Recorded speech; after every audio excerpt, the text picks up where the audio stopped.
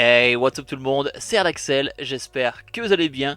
Le jour tant attendu est enfin arrivé, le manga marathon sur Les Liens du Sang. J'ai les 12 premiers volumes, je suis à jour sur la sortie française.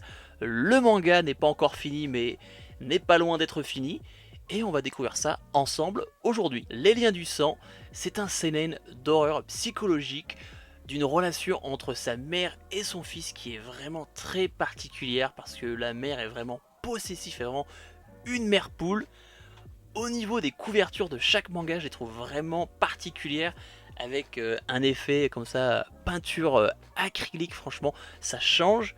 Et quand tu vois les couvertures du tome 1 et 2 et quand tu lis un peu le synopsis du manga, et bah franchement je trouve que ces couvertures elles sont vraiment angoissantes. Les Liens du Sang est écrit par le mangaka Suzo Oshimi qui a fait comme autre manga Happiness, un manga sur les vampires, et aussi Les Fleurs du Mal qui apparemment est un manga pareil aussi assez malaisant avec comme protagoniste deux enfants, donc peut-être quelque chose que je découvrirai plus tard si Les Liens du Sang me plaît.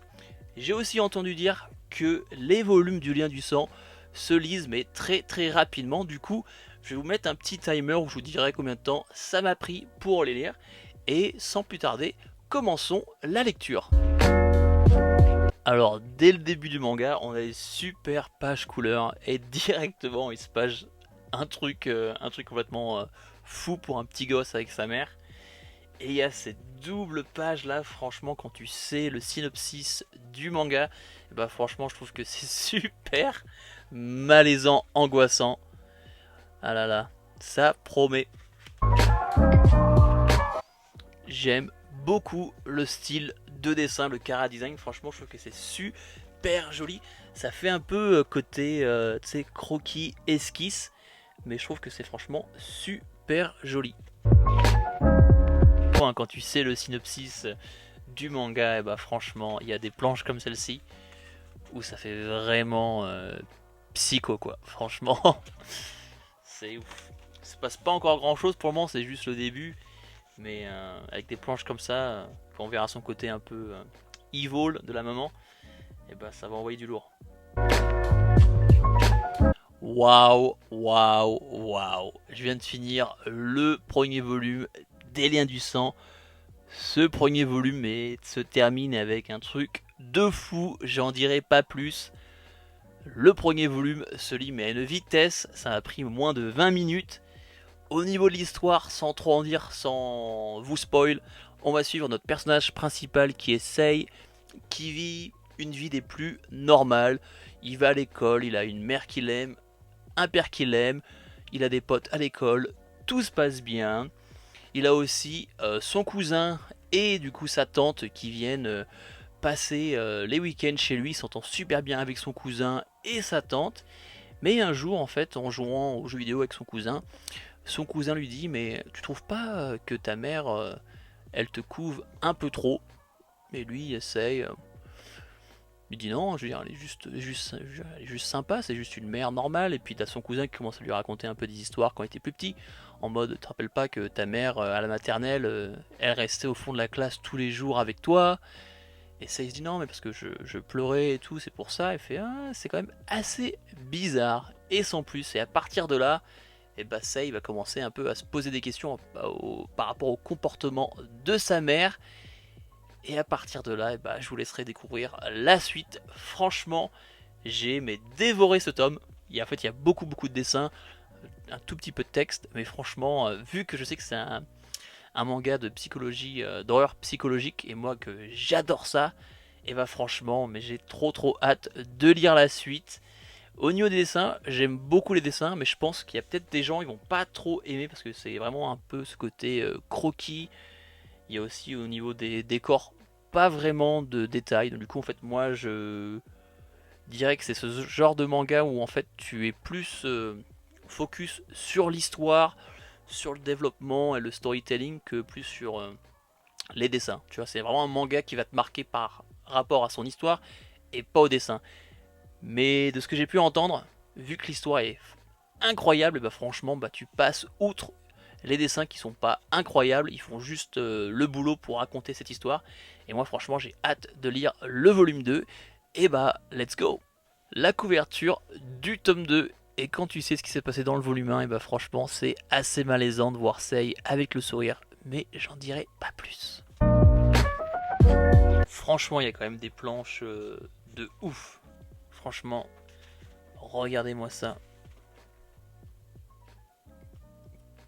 Franchement, ça envoie quoi. Ça envoie.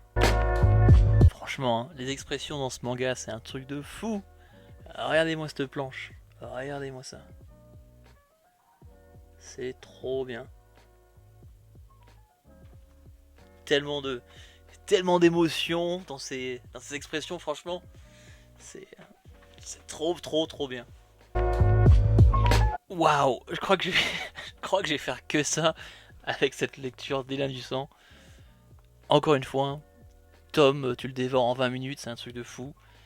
Mais là, il se passe des trucs de fou, mais à chaque fois, à la fin de chaque tome, c'est des dingueries.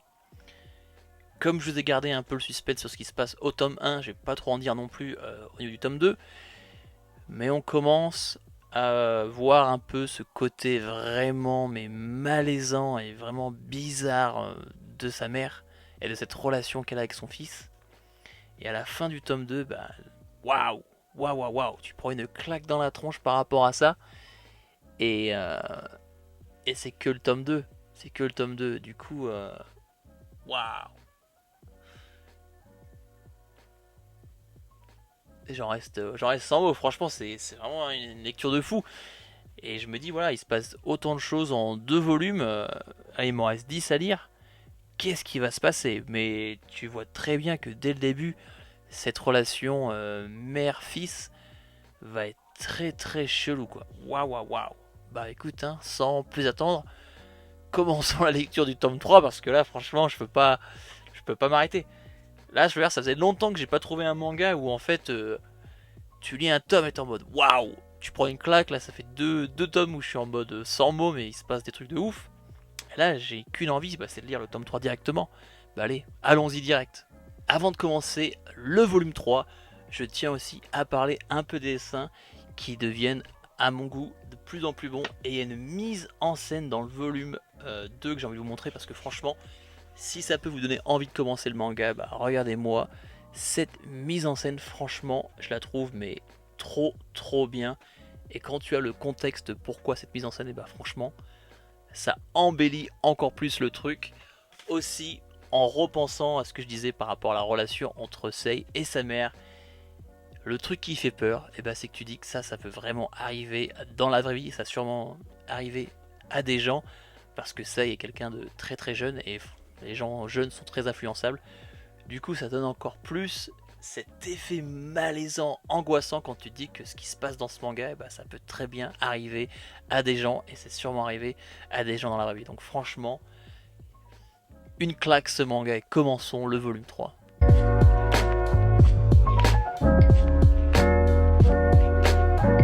Je viens de finir le volume 3 des Liens du sang et franchement, Suzo Oshimi a ce don de finir mais chaque volume avec une dinguerie. Et ce volume 3, bah franchement, n'échappe pas à la règle. On commence à voir le côté mais psychopathe de sa mère. Cette nana, elle est complètement mais malade. On voit aussi les répercussions que tout cela a sur Sei. Elle commence à bégayer, à avoir du mal à parler. Parce qu'en fait, Sei se retrouve dans une situation que lui ne contrôle pas du tout. On l'a mis là, on l'a un peu forcé. Il s'est retrouvé bloqué. Et par rapport à ça, et bah, ça commence à avoir des répercussions sur son bien-être. Il y a aussi le dessin de Suzo Oshimi qui est incroyable, où tu vois vraiment les expressions du visage, le fait que lui, Sei, se retrouve bloqué, à pas pouvoir vraiment exprimer comment il se sent, et je veux dire, tout ce qui se passe par rapport à sa mère, son comportement, ce qu'elle peut dire, etc. Et bah vraiment, lui, ça le met de plus en plus mal, et tu commences vraiment à voir un peu comme... je me rappelle plus le nom du manga, la déchéance d'un homme.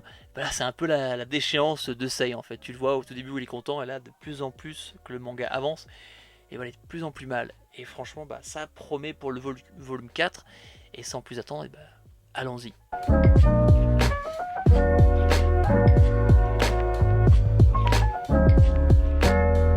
Petit saut dans le futur, je viens de terminer le volume 12 des Liens du Sang. Alors ce marathon m'a pris 3h30 pour lire les 12 tomes. Et franchement, quoi dire, cette œuvre, elle est juste mais incroyable. Franchement, mais j'ai tout dévoré mais d'une traite. C'était mais juste un truc de malade. C'est vraiment un super manga d'horreur psychologique. Franchement, les dessins deviennent de plus en plus bons plus tu avances dans le manga. Et cette notion de folie, de perte de soi-même, de qui on est, et il y a des, comment dire, des bouleversements, des retournements de situation, franchement, mais c'est un truc de malade. Franchement, si tu n'as pas encore découvert Les Liens du Sang, peut-être parce que tu as eu peur des dessins, ou même les jaquettes t'ont paru un peu bizarres et t'ont pas vraiment attiré, et bah franchement, découvre-le. C'est juste mais incroyable. Franchement, je suis... j'ai passé mais un moment de folie. Ce manga est juste incroyable et j'ai vraiment envie de découvrir ce que Suzo Yoshimi a fait avant. Et j'ai vraiment aussi hâte de voir le volume 13 et la fin de cette œuvre parce que franchement, après ce volume 12, il se passe des trucs mais de fou. Et franchement, comme j'ai dit, chaque fin de volume il se passe une dinguerie et là encore une fois il s'est passé un truc de fou. Et comme j'ai dit aussi, c'est vraiment la déchéance d'un homme quoi. J'ai waouh, waouh, waouh, waouh.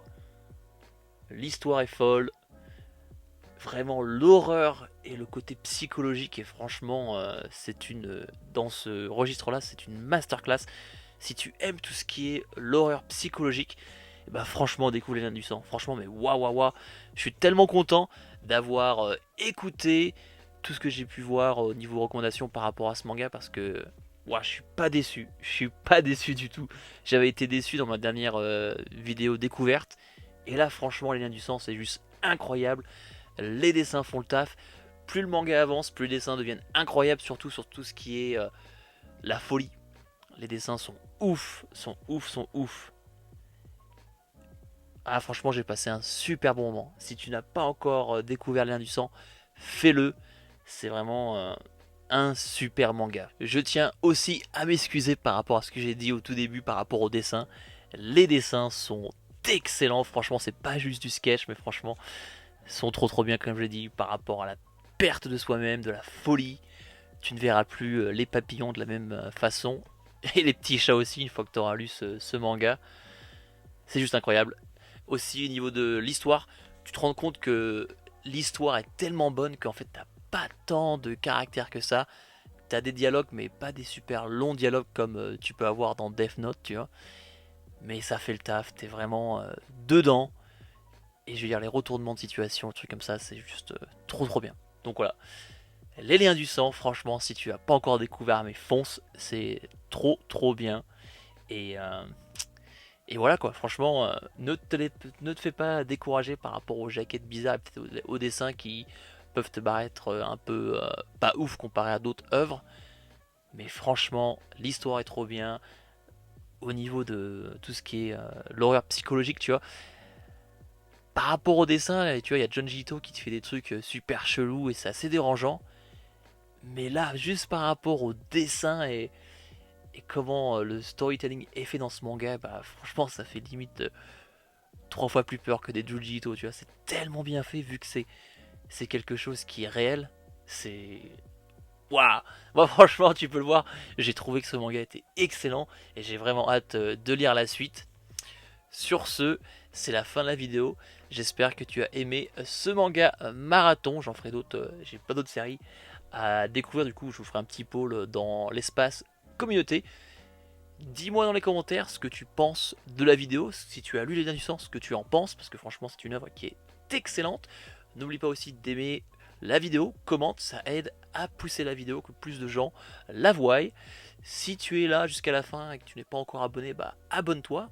Je veux dire, sur cette chaîne, on fait des vidéos chaque semaine sur les mangas. Donc, du coup, si tu aimes les mangas, et bah vas-y, rejoins la chaîne, rejoins la famille. Sur ce, c'est la fin de la vidéo. C'était Erdaxel, on se voit dans la prochaine vidéo. Peace.